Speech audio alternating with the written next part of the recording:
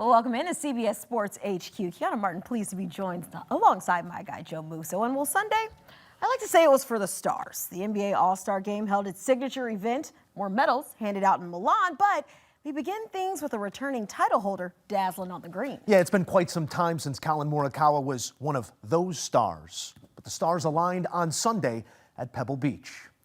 Buckle up, because it felt like 3 Sundays, 2 tournaments, and a whole host of seasons all in one day. Final round of the AT&T Pebble Beach Pro-Am on CBS. Akshay Bhatia enters with a 2-shot lead. Gusts projected up to 40 miles an hour. Tee times moved up. To avoid the worst of it, Scottie Scheffler caught up a 9-course early and took advantage. Work to do to keep that top 10 streak alive. Looking for 18 in a row after a birdie at the first. Sets up an eagle with the stock 7 wood at the second, a big boost to 14 under. Another birdie at the next, then at the par 5 sixth, another eagle putt. Scheffler from 25 feet, the best putting day of his career from the strokes gained standpoint, and it would continue. 6 under through 6, ruled number 1, 2 shots off the lead. Leaders just getting to the first tee saying, I gotta beat this guy? Scheffler another at the par 3 7th, 7 under through 7 holes. Just 1 shot off the lead. Does anybody know any hard games? Scheffler looking for his 3rd win in his last 4 starts. Akshay Bhatia looking for his 3rd win in his 100th career start, but it just was not his day. A bogey at the 4th, a harbinger of things to come.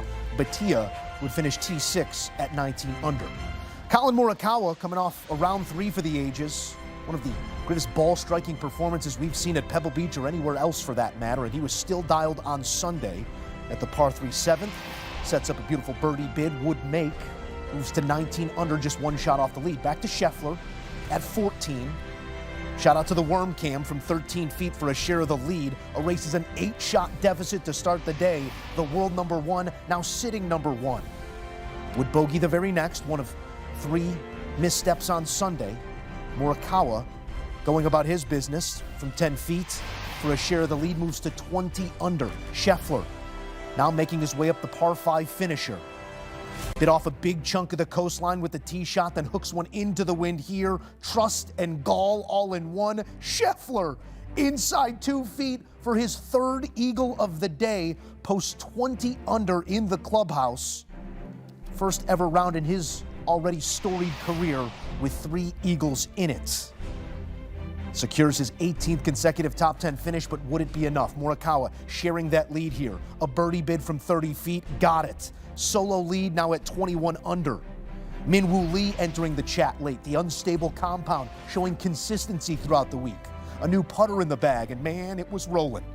18 feet at 17. Mini finishing with a bang. Gets to 20 under. Morikawa still giving chase at the par 4 16th. Laid back off the tee, left 180 yards or so from the flag. I know what I'm doing, guys. Leaves it under the hole, would make that for birdie to take a 2-shot advantage. Gave that shot back at the next with a bogey at 17, so Minwoo still with hope alive. His birdie putt at number 18.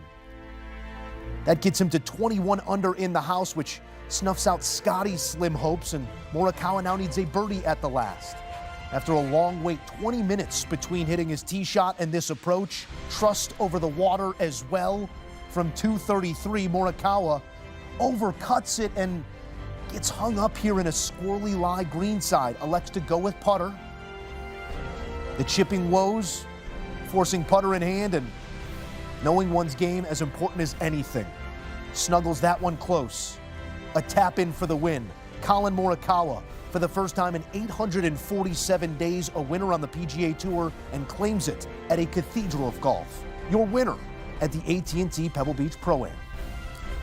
A look here at your final leaderboard as 22 under in the 3.6 to the winner goes the spoils here at a signature event. Minwoo Lee and Sepp Straka sharing 2nd place. Scottie Scheffler, maybe a force of nature all in his own, finishes T4 after being a whole host of shots out of the top 10. Collin, an emotional embrace there with your wife, Kat. After nearly 2.5 years, you are once again a champion. Why was that moment so special for you two? A lot of reasons. put golf aside. You know, we're actually expecting later this year in a few months, and we just started telling people this week, and we said what a better way and the best way to just announce it to the world if I was able to come out and win. And you know, there's so much to life, there's so much to enjoy, and I'm hard on myself like I talked about yesterday, but I'm just so thankful for the people around me, my team, Kat, my wife, my parents, my brother. I'm speechless right now. You talk about a mentality shift, and a change in perspective with the child on the way can certainly do that. You said yesterday, as a kid yourself, you could never have dreamed of shooting a 62 here at Pebble Beach. What would younger Collin think if you were able to tell him, not only do we do that, we go on to win here? Yeah, it was never in the dreams, honestly. Pebble Beach was a course that you just wanted to come and play, and you wanted to come and play against the pros and play against the best in the world. And 62 yesterday, a great field, you know, a great leaderboard looking at the entire day, and just to be able to pull off those last two shots from the tee and into the screen. It feels great. I'm slowly trying to just smile now because I think the tears are going away.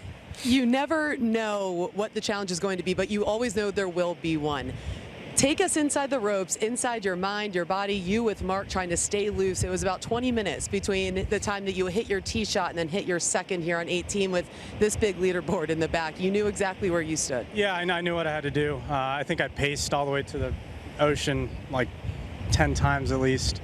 I just had to keep moving. You know, it's weird to say, but these like long breaks, I mean, it's just not good for anyone to stand still. And you know, it was weird because I go back to TGL, and like even those little 10-minute breaks, you might not hit a ball. Like I just kind of was swinging my club, swinging an 8-iron, and just was able to pull off a great 4-iron, 2-putt, and man, I need a drink. I need a drink real bad. Awesome moment there for the two-time major champion whose game has wavered at times. The Cal Bear roared this week in Carmel, and the trophy case and the family set to grow for the Morikawas. And it is always our pleasure to take you into the Super Tower, where Masters champion and lead analyst of golf on CBS, Trevor Immelman, is standing by. And Trevor, this is a special moment at the most special of venues in American golf for Collin Morikawa, now a 7-time winner on tour. What does this moment mean? Well, it's going to mean a great deal for him. And Collin hasn't had his best stuff, and that's, you know, by his words, over about the last 6 months or so. He's really been searching in a few different areas of his game, has had a slow start to the season, and all of a sudden things start to click in gear for him here over the weekend. Yesterday, the iron play was back to his best, what we've been used to from him over the last few years, and then he backed it up this afternoon out here in very, very tricky conditions. And like you touch on him, anytime you get a chance to win a tournament, let alone a signature event at Pebble Beach, it just means that little bit more.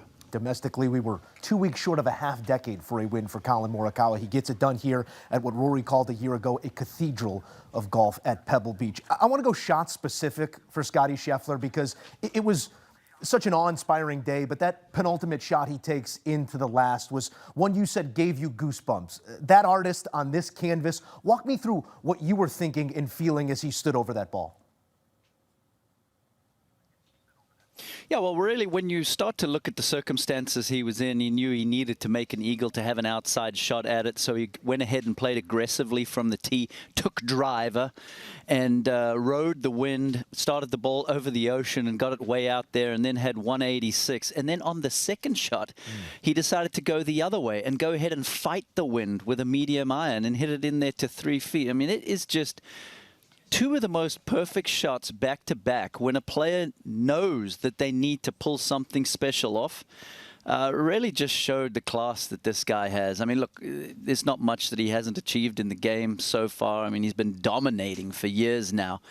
But when you step up and do something special like that, when you know your back's, so to speak, against the wall, really was something so much fun for us to watch. And that's why I just sat up here in the booth going, man, this guy is so dang good. And I have great appreciation for that. Yeah, trusting that shape in that moment. It was a spectacular moment. It felt like the before and after moment in this golf tournament. The after, again, belonging to Collin Morikawa. But I want to push us forward as our West Coast swing wraps up. The Genesis Invitational coming at Riviera. You called it one of your favorite stops on tour as you signed off. What do you most look forward to next week? Well, it's just such a wonderful golf course, and in many ways it's a little bit old school. I mean, angles matter into those green complexes. You really need to be attacking from the correct portion of the fairway. Hitting the fairway off the tee matters as well.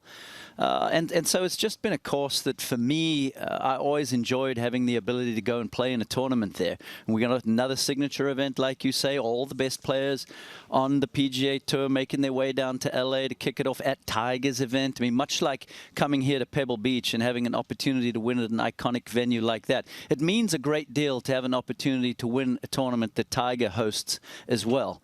And so it's going to be a lot of fun. I mean, all the top dogs are going there in good form, and McIlroy played well today. Scheffler played well. Tommy Fleetwood played well. Morikawa is now back with a win. And so it's going to be a lot of fun. I can't wait to get down there. Well, it looks like that Monterey sun is peaking for you one last time at Pebble Beach. So maybe a small bucket or something of the sort. Trevor Immelman, thank you as always. Thanks, Moose. The fun continues next week at the Genesis. We make our stop at Riviera, long awaited after a year ago being displaced out of the Pacific Palisades due to the fires. We return, and we return to CBS and Paramount Plus.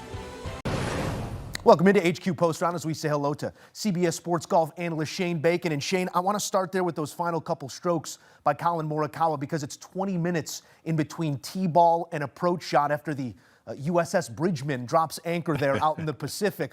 The poise and the patience displayed in those final moments by Morikawa showed you what?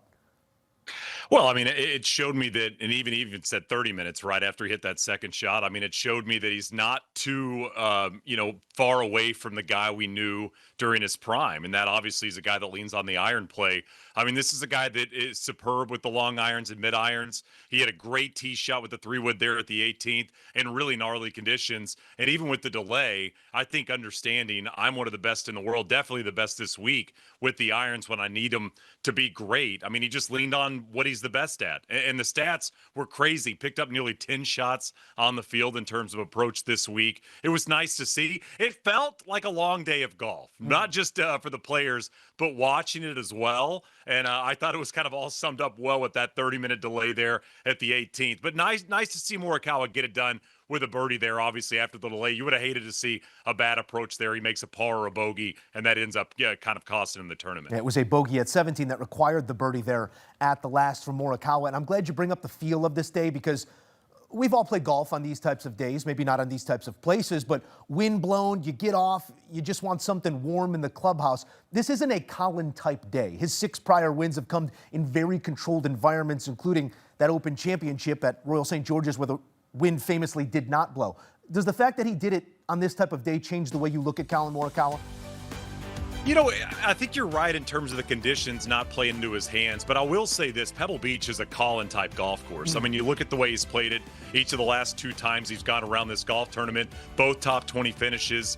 Collin Morikawa is not what you look at in terms of modern player. I mean, very short off the tee in terms of his peers, the Rorys and the Scotties of the world. I mean, I'll go back a couple of years ago playing alongside Scotty Scheffler at Augusta National, and he famously saying after, I've got to get longer. I mean, he's hitting 5 irons when Scotty's hitting 8 irons. You look at his driving distance this week, hovering around 275. Obviously that, accounts with the weather and the wind and basically the air on the West Coast at sea level. But when you think about Collin Morikawa golf courses, Pebble is one of them that he can still get around and still lean on the iron play and potentially dominate. And so the weather might not have played into his hands, but I think the golf course did. And he got the ball in the fairway and then was able to let the iron play shine. Nice to see him do what we've seen him do really a few years back when we thought he was going to be, one of the top 3 players in the world for a long, long time. That Saturday 62, where he lost strokes to the field putting, was further evidence of what he did on approach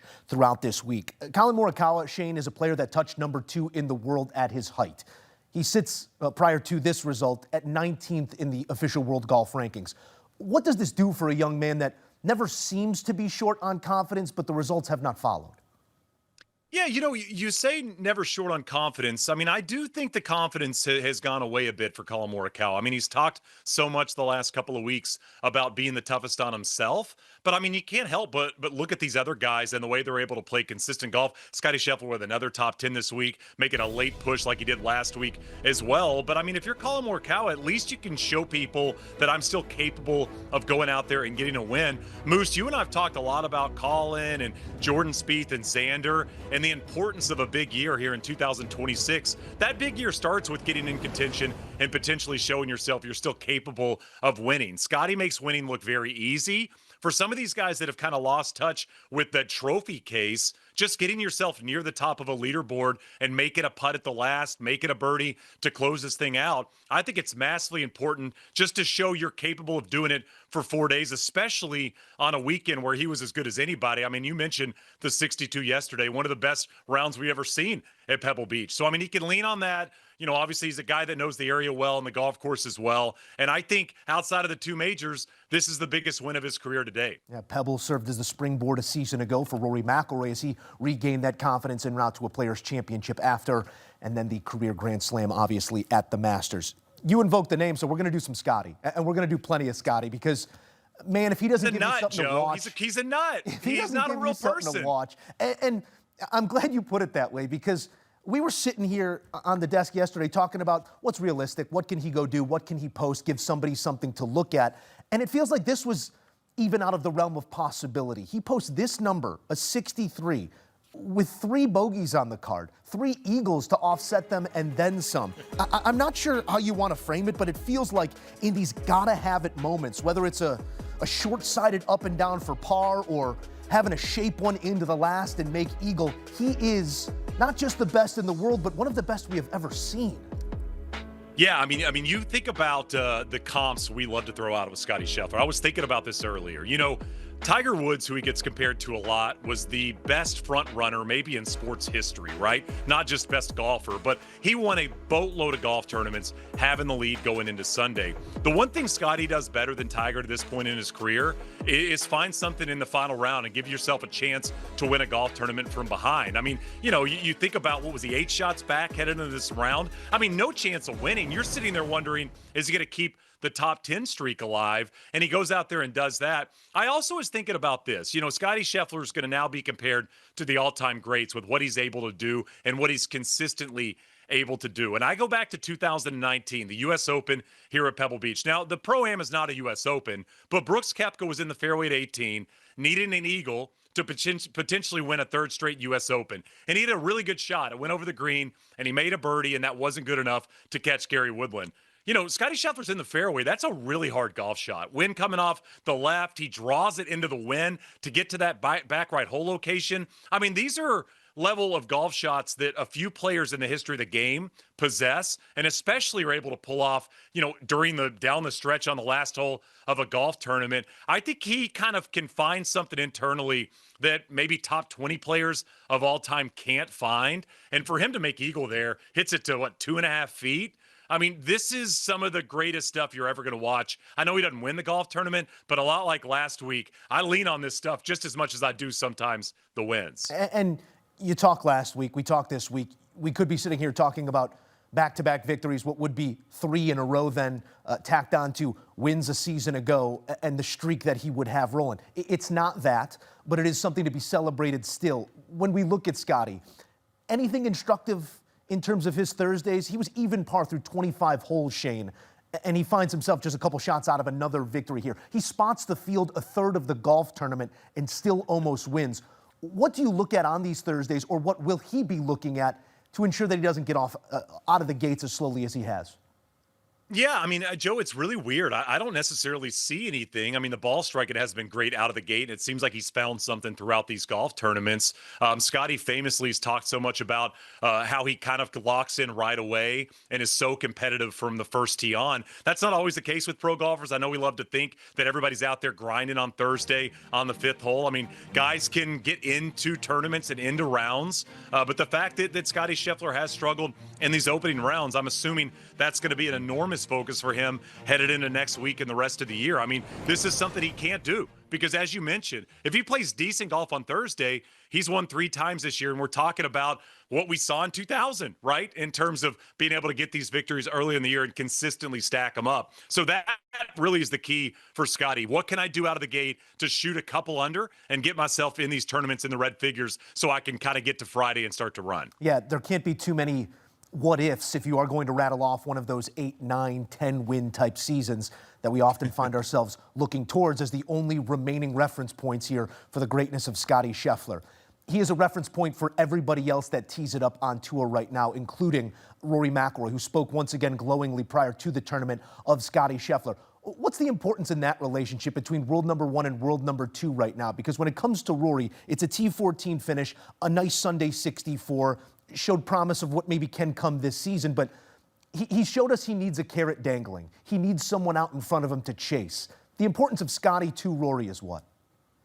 I think it's made Rory a better golfer. I mean, I think the fact that Scotty exists and it exists kind of in this phase of golf has made Rory look at himself and think, what can I do better? How can I play more consistent golf? What can I do within rounds? I mean, Rory was extremely inconsistent this week and still played great golf, a couple of rounds and was able to get himself, near the top of the leaderboard. I mean, you think about Rory as a player, I think there were times in the middle of his career where he was a bit loose in terms of his approach to major championships. And right now, I think Rory understands there's a guy on the other side that is going to show up. He's going to be ready, and he's going to contend not just at a major championship every season, but at every major championship every season. If Rory wants to be the best of this generation, he's going to have to do much of the same. I mean, Rory right now has the major number, but I don't think anybody out there is going to think Scotty's going to end at 4. I mean, I think Scotty gets to 5 and potentially 6 this year and then really starts to make that run at Tom Watson and then at double digits in terms of major wins. But I think you said it great. I think there's a respect level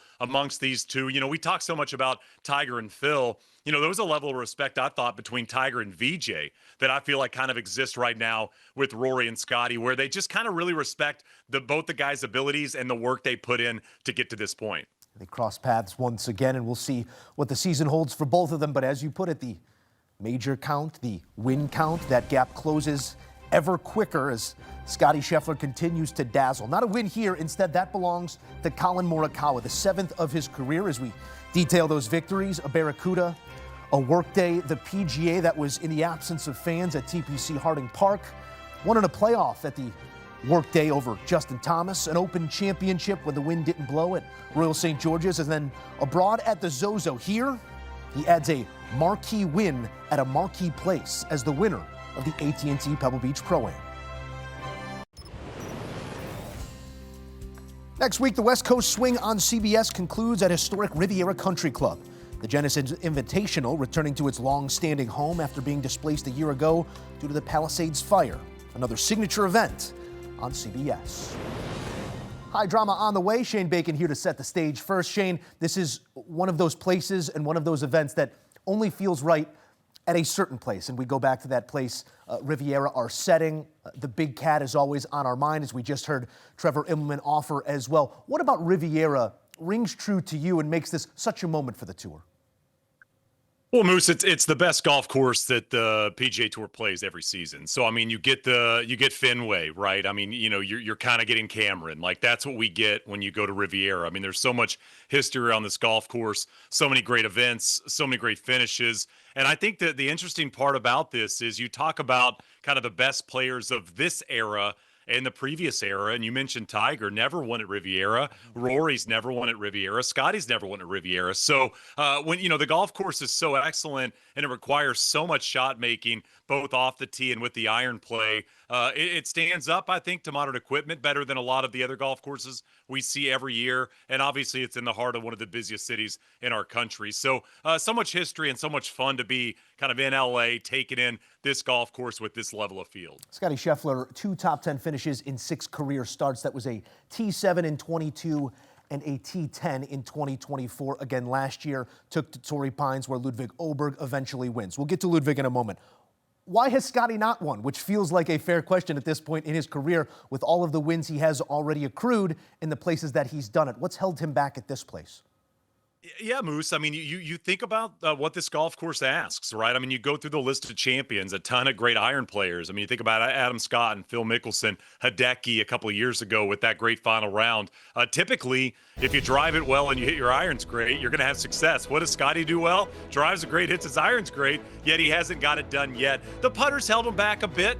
If you think about Scotty's runs really up until last season, when, as you mentioned, not at Riviera, that was back when he wasn't putting excellent. I don't think he's ever putted great on this level of green complexes, really, in this state. When you think about where he's won most of his career wins, not so much on POA and places like Riviera. So I think the putters held him back a bit. I mean, you'd think, again, Riviera, Rory, Scotty, you'd expect them to get that victory. And I wrote something last year about Rory and talking about golf courses he hasn't won on in his career. Really, it's St. Andrews next year at an Open Championship, and it's Riv this coming week at a place he's played well at, but still hasn't gotten it done on. A few empty spaces in that trophy case, or a few pelts that he lacks on the wall. This would be another one for both McIlroy and for Scheffler. 150 feet of made putts, 151 to be more specific. That'll for work Scotty there. Scheffler, the final round here. As he comes up just short once again at Pebble Beach, but it was the best putting day of his career. We'll see if he can carry some of that down the coastline to Riviera. Let's go to our past champion, because we haven't had many opportunities this season to talk about Ludwig Åberg. Maybe this is our in point right now. The finishes have not been good. They've trended. It was a WD to a miscut to a T37 at Pebble. Goes 66-67 on the weekend. I'm not sure if that's enough space for hope. What are you seeing early on in this year that has Ludwig not feeling like that constant he was becoming? Yeah, perplexing, isn't it? I mean, you talk about kind of the modern pro that's going to show up and just basically make money for, 10, 15, 20 years. The golf swing, obviously the distance, the composure, all that stuff. He hadn't really played great over the last, let's call it, 10 months. I mean, when you look at the way he's gone about his business, even when you think about the way he played at the Ryder Cup, relatively ho-hum in terms of his abilities there, obviously on the winning side for Europe. This was a great week for him last year, obviously at a different golf course, but he's been battling injury and he's been battling illness and obviously battling a bit of the golf swing. And I think it's surprising for anybody in golf that this guy ever struggles with the golf swing, because it's not some overly long thing like Bubba or Phil. It's such a simple move that it seems so repeatable that when he does struggle with the golf swing and with his golf game, he feels like one of the few young guys that should be as consistent as a Scotty Scheffler. He certainly does, and he has not been that. We'll see if he can turn the corner here and defend again at a different place. Tour a year ago, back to Riv. You can get plenty more Shane Bacon, as always, on X, on Instagram, and on the Golf on CBS podcast, where he and Patrick McDonald detail much, including can win, can't win. I don't want to spoil anything here, but would you like to offer maybe a preliminary can win this week at the Genesis? I really like Adam Scott. I try not to go with maybe the top 3 or 4 players in terms of the odds board. I try to go kind of down the board in terms of who I pick for this, because it is so easy to go with Scotty or even a Hideki. I think Hideki's a great pick as well. But I'm going to lean on Adam Scott to have another great year at Riviera. I know he talks so much right now in his career about the importance of playing the big events well. This to him is a major championship. I really believe that. I think he gets as excited for Riviera as any major, any U.S. Open venue, even Augusta National at this point. So Adam Scott's probably going to be pretty high on my board going into Riv. Leading man looks in Tinseltown. I'll co-sign that. Shane Bacon, appreciation as always. It's the Genesis Invitational. And coverage coming your way Saturday and Sunday. The thrilling conclusion, always on CBS and streaming on Paramount+.